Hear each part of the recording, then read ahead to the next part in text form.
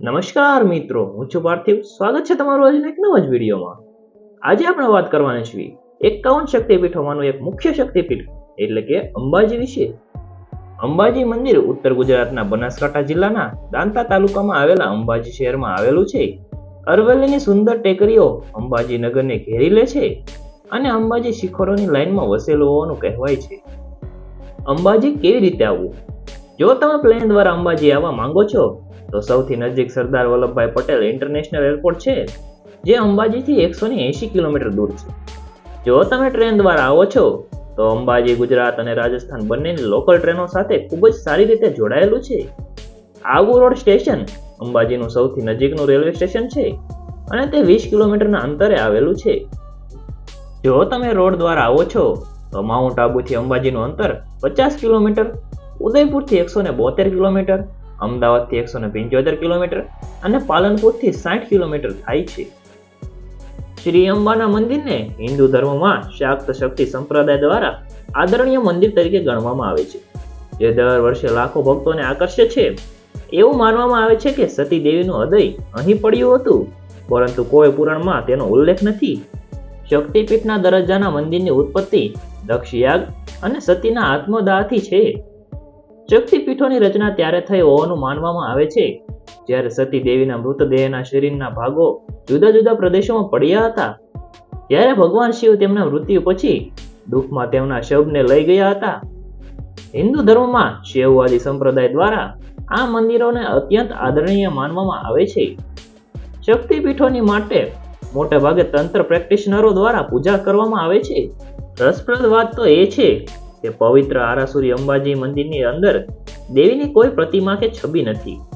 પૂજારીઓ ગોખના ઉપરના ભાગને એવી રીતે સજાવ્યો હતો કે તે દૂરથી દેવીની મૂર્તિ જેવો દેખાય છે. પવિત્ર શ્રી યંત્રને મૂળ દેવતા તરીકે પૂજવામાં આવે છે. તે યંત્રનો ફોટો પાડવાની પરવાનગી નથી. પૂર્ણિમાના દિવસોમાં મંદિર દિવ્ય પ્રકાશ મેળવે છે અને લાખો ભક્તો તેની સુંદરતા અને આધ્યાત્મિકતામાં ભીંજાવા માટે તેની મુલાકાત લે છે. ભાદ્ર પૂર્ણિમાના દિવસે એક વિશાળ મેળો ભરાય છે અને ઘણા લોકો તેમના વતનથી ચાલીને મંદિરે પહોંચે છે. મંદિરની અંદર એક ચમકતું સોનેરી શક્તિ વિશાશ્રી યંત્ર છે, જેમાં પૂરમાં પાછળ બહિર્મુખ આકાર અને તેની સાથે 51 બીજ અક્ષરો છે. આ યંત્ર ઉજ્જૈન અને નેપાળમાં જોવા મળતા યંત્રો વચ્ચે સુમેળ સમીકરણ છે. આ પૂજાનું મુખ્ય કેન્દ્ર છે અને તેમાં વિશેષ ભૌમિતિક રૂપરેખાઓ પર પવિત્ર વૈદિક લખાણ છે. આંખો પર પટ્ટી બાંધ્યા પછી જ વ્યક્તિ શ્રી વિશા યંત્રની પૂજા કરી શકે છે. મંદિરના શિખર પર ભવ્ય લાલ ધ્વજ છે અને મંદિર સોનાના શંકુ સાથે સફેદ આરસનું બનેલું છે. આ વિસ્તારના નાગર બ્રાહ્મણોએ મંદિરનું નિર્માણ કરાવ્યું હતું અને પવિત્ર આદેશો અનુસાર મંદિરના માત્ર 2 દરવાજા બાંધવામાં આવ્યા છે. મંદિર ચાચર ચોકથી ચારે બાજુથી ઘેરાયેલું છે અને અહીં હવન કરવામાં આવે છે. દેવીનું મૂળ નિવાસસ્થાન ગણાતા ગબ્બર ટેકરીનો શાબ્દિક અર્થ થાય છે પહાડી.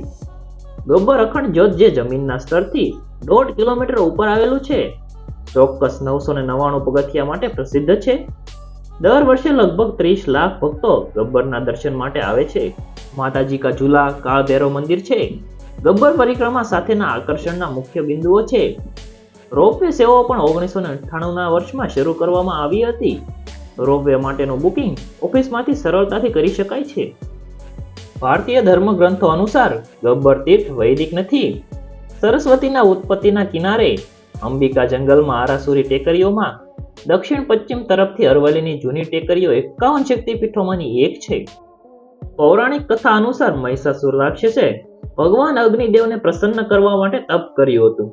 તેણે મહિષાસુરને એવું વરદાન આપ્યું હતું કે પુરુષવાચી માને સાથેનું કોઈ શસ્ત્ર તેને મારી શકશે નહીં.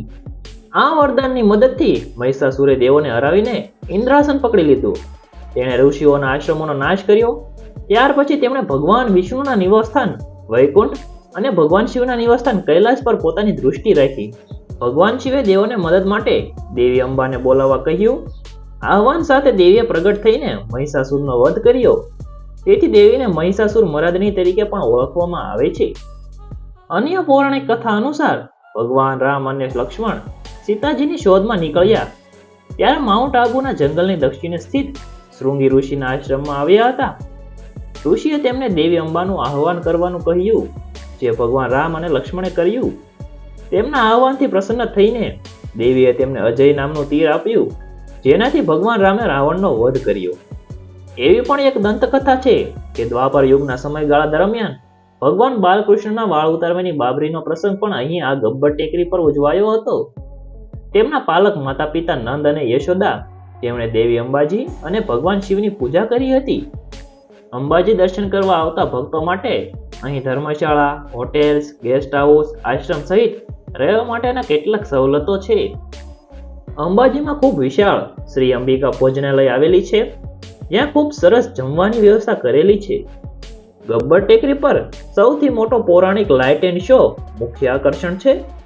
અંબાજી ખાતે નવરાત્રીનો ઉત્સવ ભારે ઉત્સાહ અને ઉમંગ સાથે ઉજવવામાં આવે છે.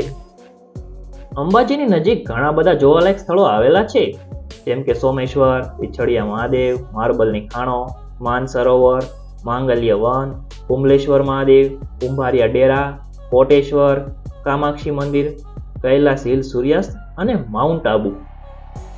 તો બસ આજનો વિડીયો આપણે અહીં જ સમાપ્ત કરવી. જો તમને વિડીયો પસંદ આવ્યો હોય તો વિડીયોને લાઈક કરી દેજો, તમારા મિત્રો સાથે શેર કરી દેજો અને આપણી ચેનલ સબસ્ક્રાઇબ ન કરી હોય તો સબસ્ક્રાઇબ કરી નાખજો. આવા જ વિડીયો આપણી ચેનલ ઉપર આવતા રહેતા હોય. તો આપણે મળીએ આગલા વિડીયોમાં.